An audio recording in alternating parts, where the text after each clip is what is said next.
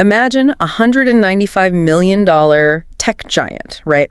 Just deciding overnight to tear down its entire operational foundation. Oh yeah, just completely scrapping it. Exactly, rebuilding it from scratch, all while the engine is literally still running. It's wild. It is wild. And that is exactly what Onyxcoin or XCN just did.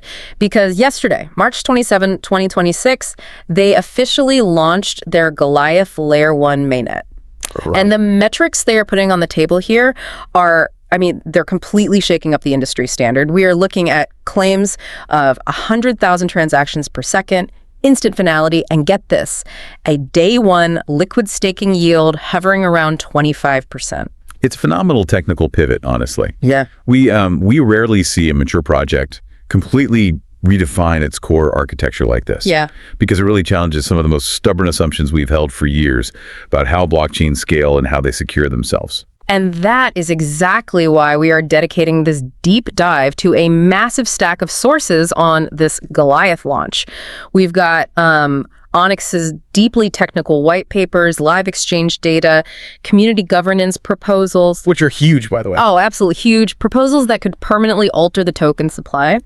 And we also have these algorithmic price prediction models for April 2026 that are practically at war with each other. Yeah, it is the perfect case study of what happens when bleeding-edge technological innovation collides head-on with raw, unpredictable market psychology. Exactly. So our mission today is to help you cut through all that hype. We want to figure out if this Goliath launch is, a genuine foundational shift for decentralized finance, or if we're just watching another textbook buy the rumor, sell the news kind of event. Right. Because let's be honest, you do not have the time to read through 50 pages of highly technical protocol documentation. So we are going to serve as your ultimate shortcut to understanding the complex mechanics of network launches and, of course, the market volatility that comes with it. And to really grasp the magnitude of this, we have to look past the flashing red and green numbers on the daily price charts. Absolutely. We really need to look at the structural architecture. Because abandoning a totally functional setup to build a custom network from the ground up, that carries immense risk. Okay, let's unpack this. Before we can even touch on where the price of XCN might be heading, we really have to understand what Goliath actually is and where it came from. Yeah, the backstory is important. Right. So prior to yesterday, Onyxcoin operated as a Layer 3 rollup. And for anyone who might only be familiar with massive networks like Bitcoin or Ethereum, a rollup is essentially a scaling solution. It batches thousands of transactions together off the main chain. It's kind of like running a bar tab all night, and only handing your credit card to the bartender once at the very end of the night, and saves on fees. But Onyx relied on other networks, specifically Arbitrum and Base, to actually settle those bar tabs and secure the data. And that dependency is the key factor there. They were highly efficient, sure, but they were ultimately subordinate to the rules, the congestion, and the fee structures of those underlying networks. Yeah, I like to think of that old Layer 3 setup as a highly successful business, but they're renting a stall inside a massive crowded shopping mall. That's a great way to put it. Right. Like, they have great foot traffic, but they have to follow the mall cops' rules, and they have to pay a pretty hefty rent to the mall owners. So moving to Goliath changes the game entirely. It is a sovereign Layer 1 blockchain. That business just moved out of the rented stall and built their own state-of-the-art mega mall. Right. They own the land now. Exactly. They own the land, they write the security protocols, and most importantly, they collect the rent. And what's fascinating here is the shift in economic utility that comes with owning that infrastructure. Because before Goliath, XCN was primarily just a governance token. You held it in a DAO, a decentralized autonomous organization, which is basically just a community-managed voting system, right? And you used your tokens to vote on which direction the project should take. It had influence, sure, but not necessarily mechanical utility. But now, XCN is the native gas token of Goliath. Yes, and that means every single action on this new network requires XCN to operate. Wow. If a global bank uses Goliath to clear a cross-border payment, they must pay a fee in XCN. If a developer deploys a new smart contract, it costs XCN. So the token has transformed from a voting ballot into the literal electricity powering the entire ecosystem. Which creates a direct causal relationship between the network's adoption and the demand for the token itself. But, there is a mechanical kicker in the source material that really caught my eye. The burn mechanism. Yes. A portion of every single gas fee collected on the Goliath network isn't just paid out to validators. It is permanently burned, destroyed, gone from existence. Yeah, it introduces this relentless deflationary pressure on the total supply. And keep in mind, by early 2026, the Onyx project had already burned nearly 30% of its original maximum supply through various other community initiatives. Right, they were already doing it. Exactly. Yeah. But now, with the mainnet officially live, that burning mechanism isn't just some special event. It is baked directly into the everyday background operations of the network. So the more successful Goliath is, and the more foot traffic that new shopping mall gets, the scarcer the XCN token becomes. It's a beautiful economic loop. It really is. But owning the mall only matters if the infrastructure can actually handle a massive influx of shoppers without the doors jamming, right? Exactly. Let's look at the engine powering this thing, because Goliath's technical benchmarks sound almost like science fiction. They are claiming up to 100,000 transactions per second within a single shard. That rivals or even exceeds centralized global payment giants like Visa. Yeah, those numbers are absolutely staggering for a decentralized network. And they are achieving this throughput using a consensus mechanism called asynchronous Byzantine fault tolerance, or ABFT. Okay, ABFT. Right. And functionally, what ABFT delivers is twofold. Transactions reach finality in mere seconds, and the network is structurally forkless. I want to pause on that word forkless, because historically, whenever a blockchain community has a massive ideological disagreement, the network hard forks. Right, it splits. Yeah, it splits into two competing chains, like Ethereum and Ethereum Classic, or Bitcoin and Bitcoin Cash. Are you saying Goliath makes that kind of split technologically impossible? Essentially, yes. In traditional blockchains, validators are constantly racing to propose the next block of data, which creates these temporary forks all the time that the network then has to resolve. It's a linear chain. But ABFT reaches consensus on events as they happen, asynchronously. So once a transaction is validated, it is instantly mathematically final. There is no alternative chain to roll back to or split off from. It also fundamentally changes the power dynamic by removing the whole concept of a leader node. Right, because in networks like Bitcoin, a single miner wins the race to become the leader for that specific block. And they get to bundle the transactions, which means they basically have the power to reorder them. Exactly. And that opens the door to front running, where a miner sees your trade, slips their own trade in just fractions of a second before yours, and manipulates the price for profit. And Goliath completely removes that leader role. Transactions are timestamped and ordered exactly as the network receives them. It is highly egalitarian. No single entity can censor or reorder your transaction to extract that hidden value. Here's where it gets really interesting, though, and I have to push back on this claim a little bit. The famous blockchain trilemma dictates that you can only have two of three things: decentralization, security, or massive scalability. Usually when a project claims they can process 100,000 transactions a second, it means they sacrifice decentralization. Right. That's the usual trade-off. Yeah, it usually implies there is a small centralized room of supercomputers pulling the strings. How does Goliath achieve this kind of speed without basically becoming a centralized corporate database? It's the exact skepticism you should have when reading these white papers, honestly. The answer lies in how Goliath manages its data flow. Traditional blockchains, like Bitcoin, are what we call compute-bound.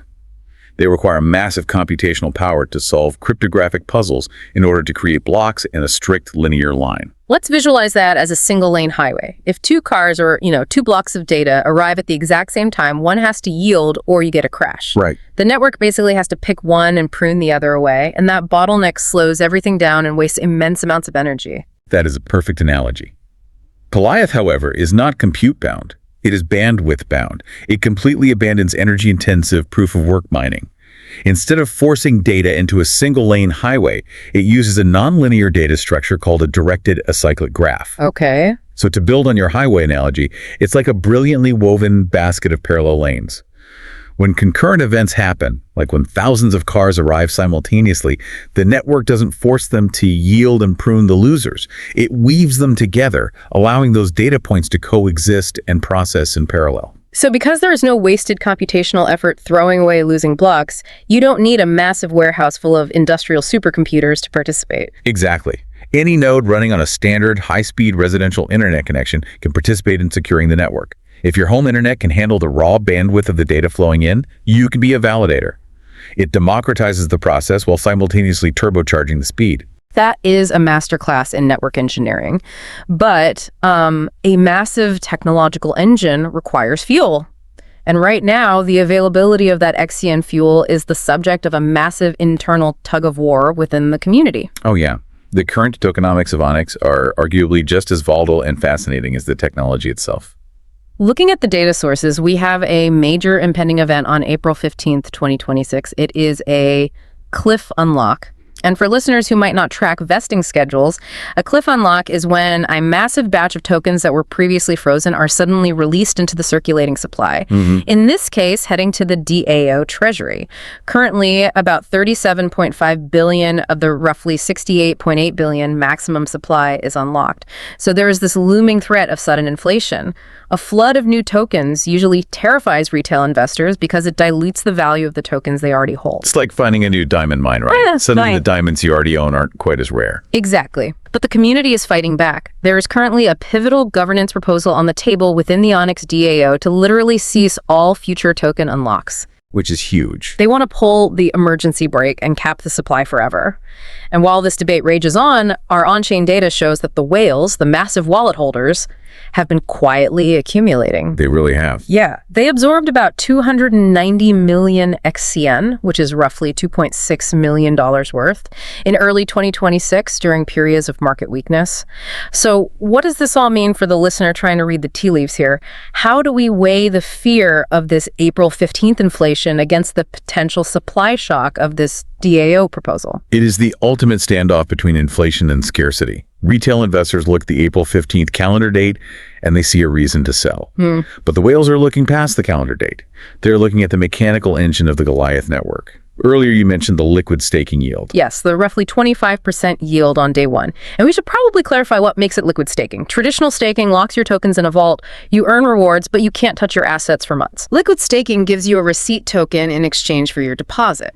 You earn the high yield, but you can still take that receipt and use it elsewhere in decentralized finance to trade or borrow. Which makes locking up your tokens incredibly attractive. If those high yields successfully convince a massive percentage of current XCN holders to stake their assets, those tokens are effectively removed from the liquid, circulating supply on exchanges. Because they're locked up. Exactly. They aren't available to be actively sold. Now, pair that shrinking liquid supply with the fact that the network is automatically burning XCN for every transaction gas fee. So the pool of available tokens shrinks from two different directions simultaneously. Yes. And then if the DAO proposal actually passes to halt any new tokens from entering circulation, you have engineered a scenario where even a minor increase in network demand could trigger a violent supply squeeze. The whales aren't buying up millions of tokens because they enjoy inflation.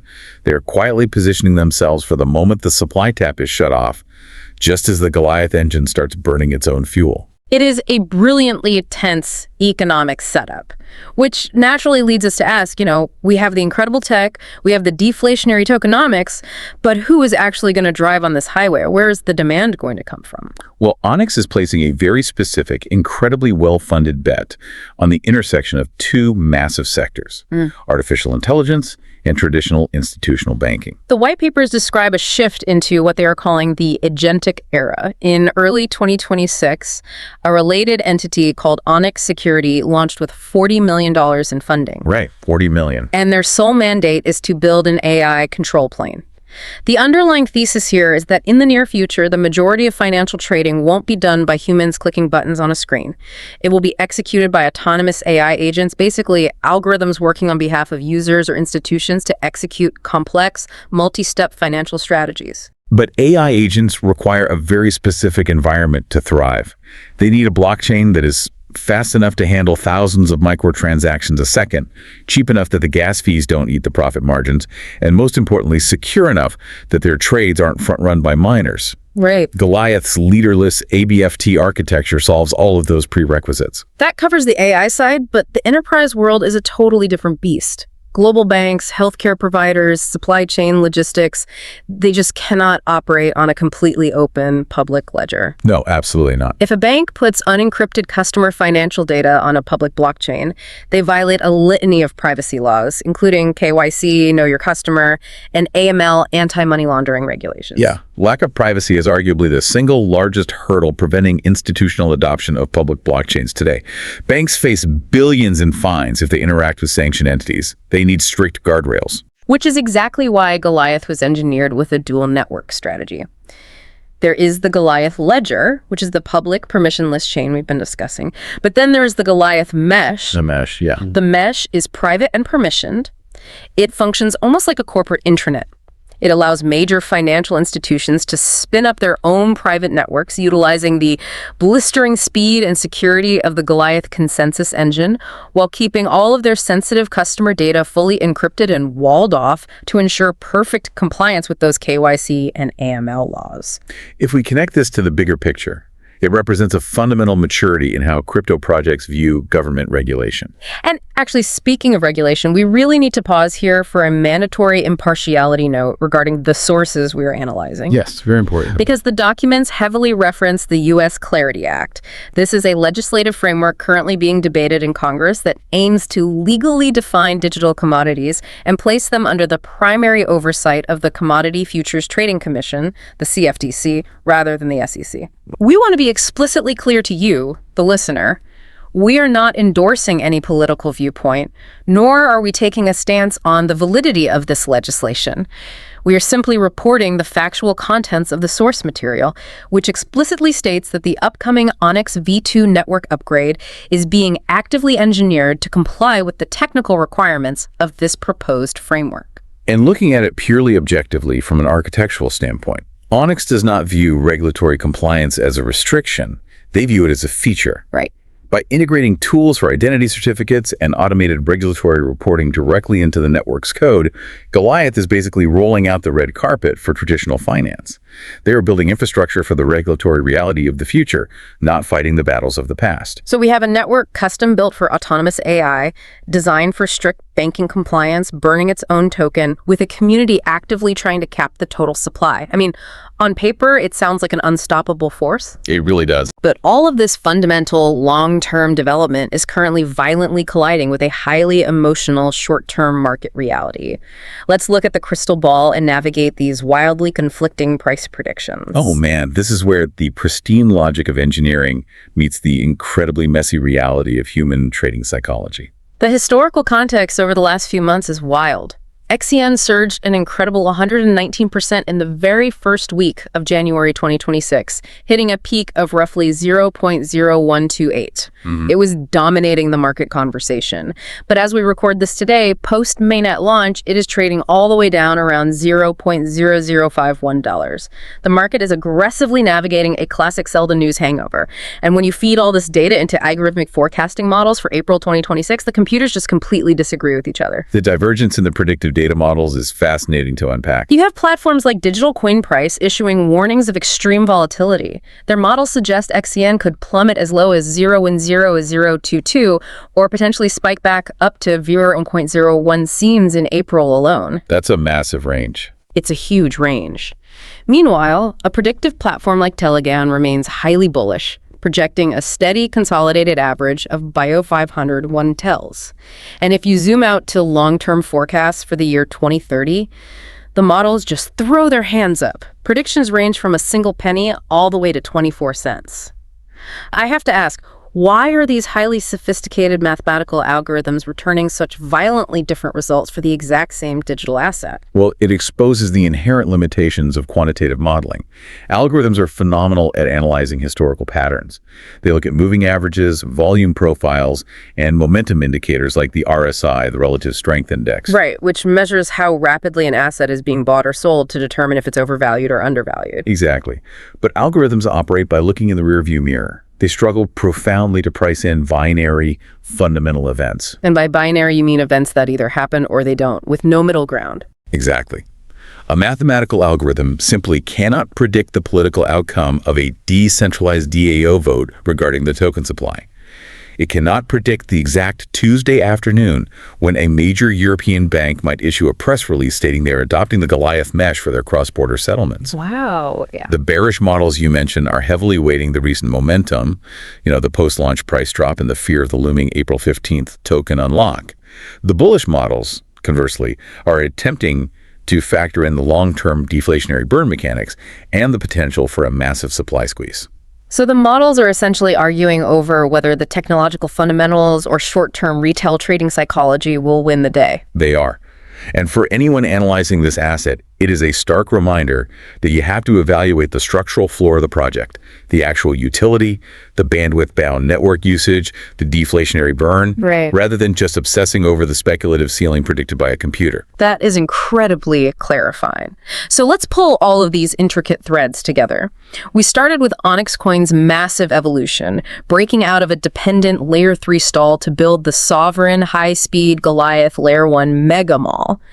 We looked at the immense tension brewing in the tokenomics, with whales quietly accumulating assets ahead of a potential DAO vote to permanently freeze the supply, all while the network relentlessly burns gas fees.